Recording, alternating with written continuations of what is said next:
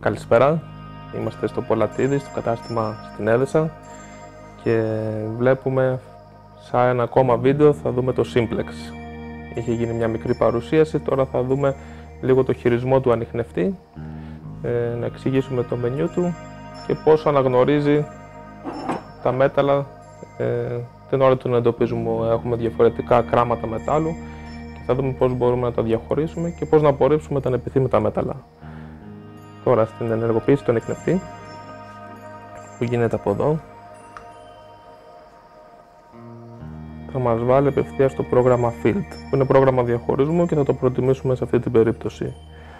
Αυτό που θα κάνω εγώ είναι να βάλω να χτυπάει όλα τα μέταλλα σε πρώτη φάση. Έχουμε εδώ στην επιλογή σιδήρου, στον ήχο σιδήρου και τον ενεργοποιώ όταν είναι άσπρο. Οπότε τώρα έχω εντοπισμό όλων των μετάλλων ανεξαρτήτου κράματος. Θα αφήνω λίγο, περιμένω, θα επιστρέψει στην οθόνη αναζήτησης και τώρα, για παράδειγμα, αν περάσω ένα παλιό καρφί του οίκου στην περίπτωσή μας, σκουριασμένο, θα μας δώσει μια απόκριση. Έχω ήχο, έχω αυτό συγκεκριμένα το χαμηλό τόνο, τον ήχο σιδήρου και η τιμή που μας βγάζει είναι κάτω από 10 για τα μικρά σιδηρούχα μέταλλα.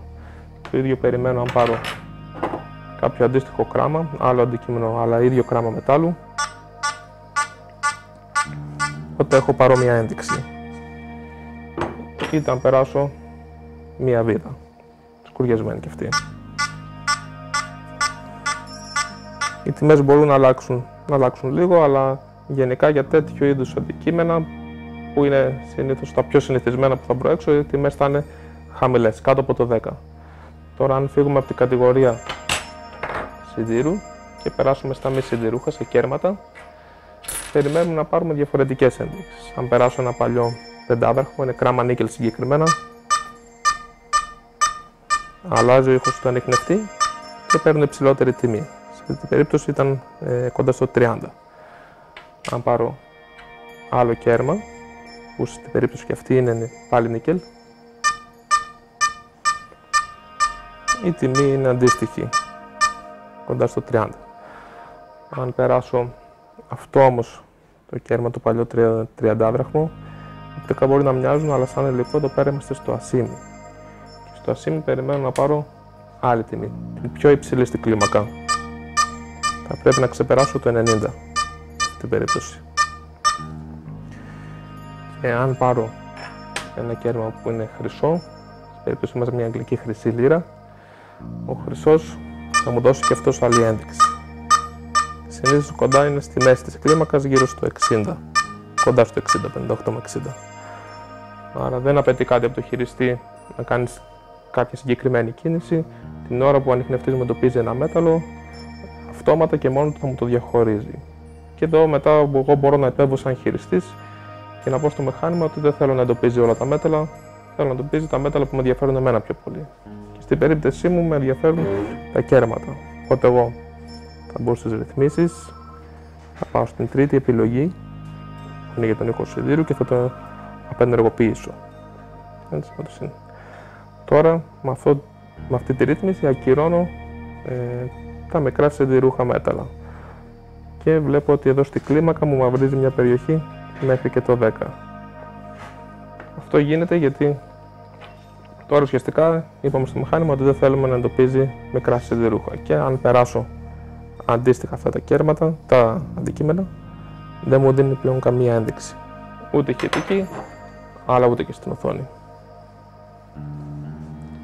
Πάμε και να τα έχω μαζεμένα. Δεν αντιδράει όλο ο ανιχνευτής μου σε αυτά. Αλλά αν περάσω κάτι καλό, όπως χρυσό, θα μου το εκτοπίσει, θα μου το εντοπίσει όπως μου το εντόπισε και προηγουμένως. Το ίδιο εννοείται θα γίνει και με το ασίμι, που θα βγει πιο υψηλά. Και το ίδιο με το νίκελ. Θα βγει πιο χαμηλά, κοντά στο 30. Και αφού βρω κάτι, όταν θέλω να το σκάψω, έχω τη λειτουργία της επικέντρωσης, το pinpoint που λέμε, με πατημένο αυτό το κουμπί. Στο πατημένο μπορώ να εντοπίσω το ακριβές κέντρο του στόχου. Οπότε όταν είμαι ακριβώς από πάνω, έχω και πιο δυνατό σήμα. Θα το κάνω σε δεύτερη φάση για να κεντράρω. Και μία ένδειξη που δεν είπαμε είναι η ένδειξη βάθους. Αυτό, τα βελάκια που θα εμφανιστούν εδώ αντιστοιχούν σε πόσο επιφανειακά ή πόσο βαθιά είναι το αντικείμενο μου. Όταν είμαι κοντά θα έχω λίγα βελάκια, 1 ή 2 όταν είμαι μέσα στους 10 πρώτους πόντους, αλλά όσο η απόσταση το αντικειμένο είναι πιο μακριά, γεμίζει και η ένδειξή μου. Θα περιμένω να πάρω παραπάνω βελάκια. Και επιγραμματικά, αυτός είναι ο χειρισμός που θα κάνω σε έναν ανιχνευτή, όπως είναι το Simplex Lite. Είναι απλός το χειρισμό του. Έχω πολύ καλό διαχωρισμό, που μπορεί να μου δώσει το καλύτερο διαχωρισμό που μπορώ να πάρω. Και πολύ καλές δυνατότητες, και ως προς το βάθος και ως προς το διαχωρισμό. Επίσης έχω και τη δυνατότητα να κάνω ρύθμιση εδάφους. Είναι μια λειτουργία που έχουν οι πιο καλοί ανιχνευτές, που ο ανιχνευτής μου μπορεί να αναγνωρίσει το έδαφος και να προσαρμοστεί στις εδαφικές συνθήκες, δηλαδή να ακυρώνει σήματα από αγώγημα εδάφη ή από κεραμικά υλικά. Και αυτό το κάνω με πατημένο το κάτω αριστερό κουμπί και ανεβοκατεβάζοντας τον ανιχνευτή πάνω στην επιφάνεια που είναι να ψάξω. Και αφού ρυθμιστεί, είμαι έτοιμος για έρευνα.